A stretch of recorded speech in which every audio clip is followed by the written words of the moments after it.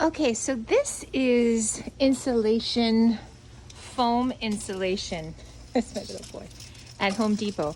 And they have different widths. This one is, oh, it looks like a 1/4 of an inch.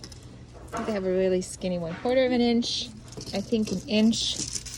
And I want to say this is 1.5 inches. So all of these are amazing for design boards to mount onto walls. Basically, you stick them to a wall and you cover them with batting. And that's what I have as well. But what I'm gonna do with this one is I'm gonna slice this one in two and have it like a slightly larger portable design wall for my portraits. And so these are about $5, I wanna say. Let me see how much they are. Well, they're $12. And so I'm basically getting 2 design boards for $6 since this whole thing is 12. And so this is 4 feet by 8 feet.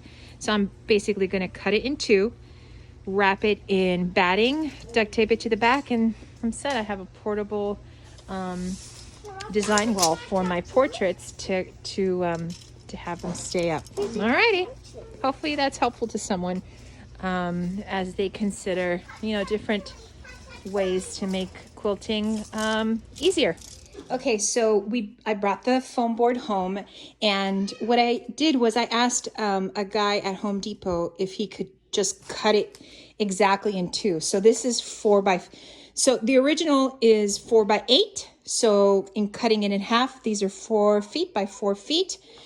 And the next step will be to put duct tape all around. It just secures it. Now the reason why I go with, I think this is 1.5 inches, is because it makes it slightly sturdier and it lasts longer. So the next step will be to put duct tape all around. Okay, so now I have put duct tape around all 4 corners, and because I really wanted the duct tape to cover it, I did 2 lines of duct tape, one on this side and one on this side, and this just keeps the construction of the foam really nice and tight. And so now what I'm going to do is I'm going to put spray adhesive, some batting, and duct tape it to the back.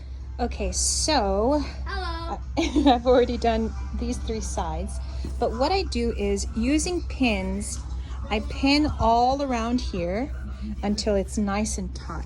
And so you'll see that it gets really nice and taut. So once I have the pins holding the batting down completely, then I duct tape the edge, and I'll show you what that looks like in a bit. So as you can see, I've pinned it nice and taut. So now what I'm gonna do is I'm gonna take duct tape and tape it on nice and firmly. Okay, so here it is.